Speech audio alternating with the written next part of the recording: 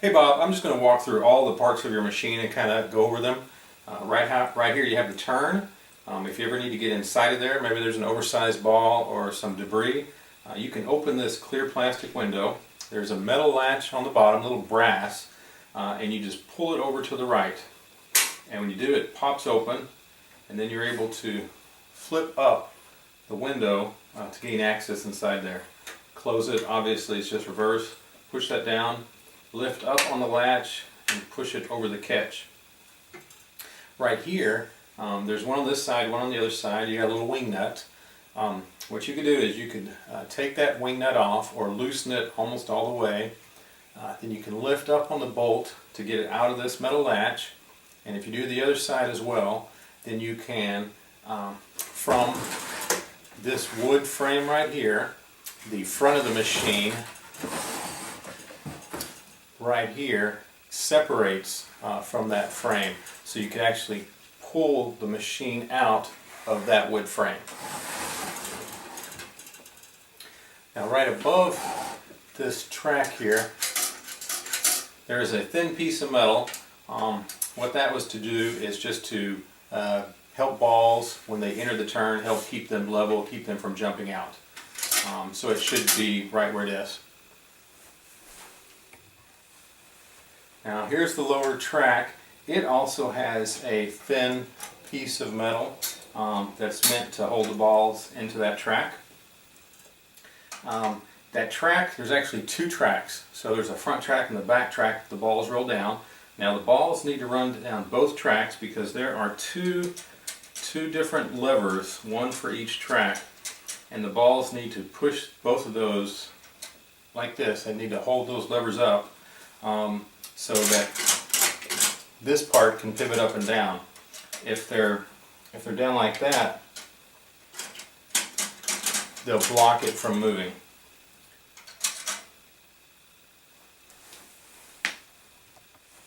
And just coming down that part, we've got a brass guide here.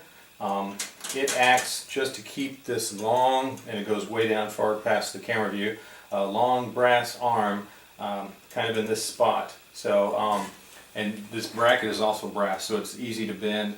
You just want to make sure that it's out at a perpendicular angle, allowing this to move up and down freely. Now, right before the balls enter the jackpot assembly here, there is a part screwed into the wood. It's got a little screw there and a slot, and there's a metal plate up front here. I need to get my fancy dancy oriental pointer, little chopstick. That plate you can actually lift up, and balls will, if you get a ball jam up here, you might need to lift this up to get the balls unjammed going into the jackpot assembly. Normally though, you want to push it down as far as it'll go and play with it like that. I'm going to show you a couple of parts that pivot and they need to move freely. So I'm going to lift up on that long arm that I showed you a while ago, and you can see the part that it's pivoting.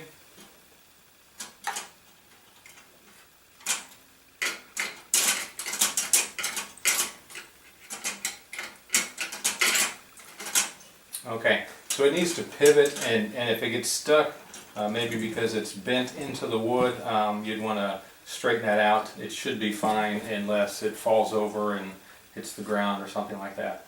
Down here you also have another part that pivots up and down. So as I'm just lifting up, you can see it falling right back in place. And you see I push that down and that falls right back in place. That's what that should do. I showed you this earlier. That's the little lever that pops up and down when you want to empty the machine out of balls. Normal operation, have it flip down.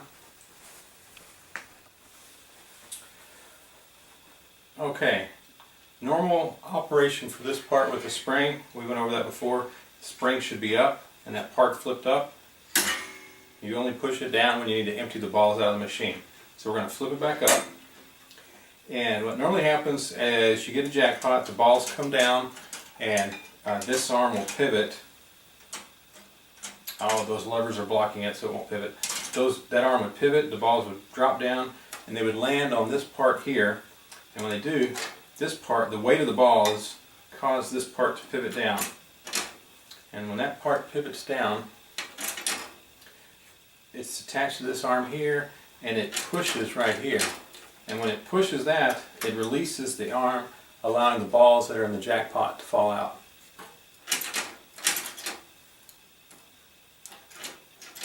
Okay, so just need to make sure that that one's free flowing and that this pivots. Now right under here, there is another part that has a slot in it with a screw that's meant for adjustment. You're really never going to need to use this one, but I'll go ahead and show you. It's there in case you ever wanted to lock it open so that all the balls, when they go in the machine, they wouldn't stop in the jackpot, they would just all fall out. What you would do is you'd pull it down like you're getting a jackpot, and then you would flip that lever over and it locks it in this open position here, so the balls just fall out.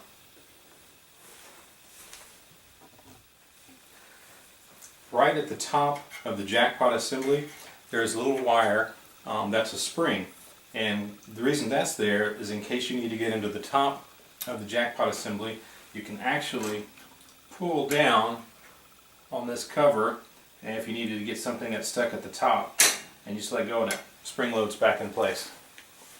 Right below that is that part that, again, you normally don't ever have to do for home use. I'll just show you.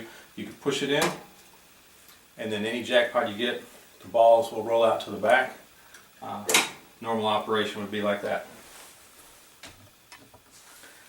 Now, as you get the jackpot, the balls will drop down this chute and hit these two bells and keep going to the bottom and then out into that tray in front. If you ever have a lot of jackpots, the balls will start to back up here, blocking the bell. So if you ever get a jackpot and you don't hear the bell sound, that's probably because the balls are all backed up here and you need to empty that tray up front. The other thing is these clear windows all here, these are the tracks when you get a jackpot. They direct the ball over to your seesaw. I'll show you that now. So when you play, if a ball doesn't go in a jackpot, back behind here, it will get directed down a ramp here into this chute and then go straight down. And it'll drop out to the bucket in the bottom. If you do get a jackpot, it'll roll the other way over here into your seesaw. So as the ball enters the seesaw, it will pivot down. And you can see this rod here it's attached to, and this lever here. So it pivots that down. When it does, the ball goes down this track, makes a turn, comes back this way, and then starts to go down here. Inside this window there is a little shovel that's attached to this brass arm going across here, and it'll push that shovel down. Oh, again, it's blocked at the top. Move those out of the way. And it pivots down, and as it pivots down, there's this wire here, and what that wire does is it resets your seesaw for you. So if seesaw is in the wrong position, when this goes down,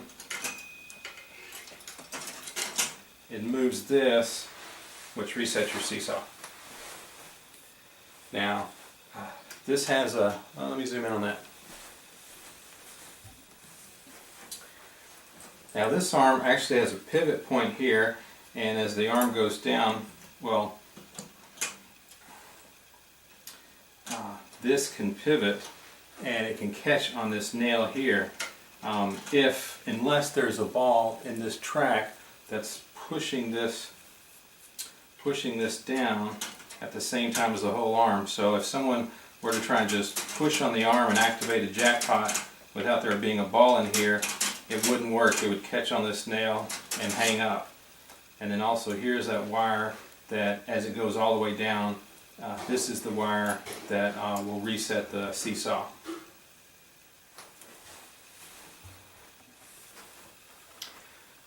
So as you pull down on the flipper,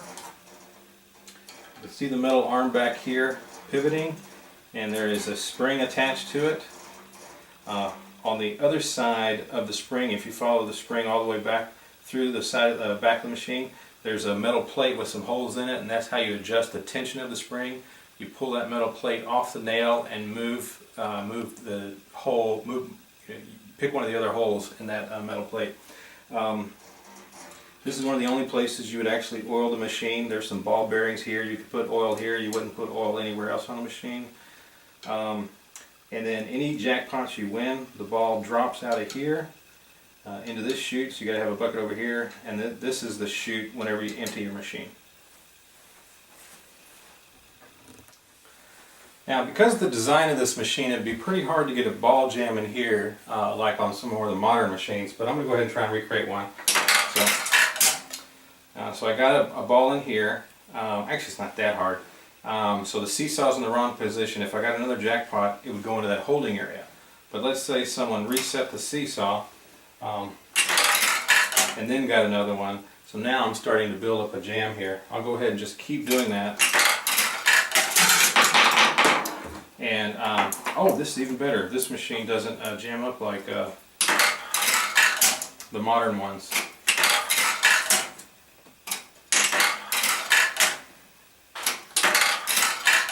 Oh, yes it does. Don't know why. A while ago it all cleared itself. Okay, now we're going to take a look at how to clear that jam. So you could add balls to the top, and the balls, if they roll across the track, they'd move those two levers. That might clear the jam. The other thing you could do is you could just move those two levers with your finger, or in this case a chopstick. And as I do, I release the pressure on this arm, which comes all the way across here, allowing that arm to drop down, and then the balls fell out. We'll just go over this holding area part one more time. This brass part back here. Go ahead and put that in the wrong position. My ball went into the holding area. Do another. So there's actually no lever or anything to grab on this brass part, but you have this center part that slides up and down. You can just grab it right here where the tip of the chopstick is pointing and just lift up with your finger, and it picked up the ball and put it through into the lane. Since the machine's not loaded, it's not actually paying out, but you just keep doing that to get those balls out. Okay, that covers all the parts and the mechanics of how the machine works. We sure hope you enjoy it.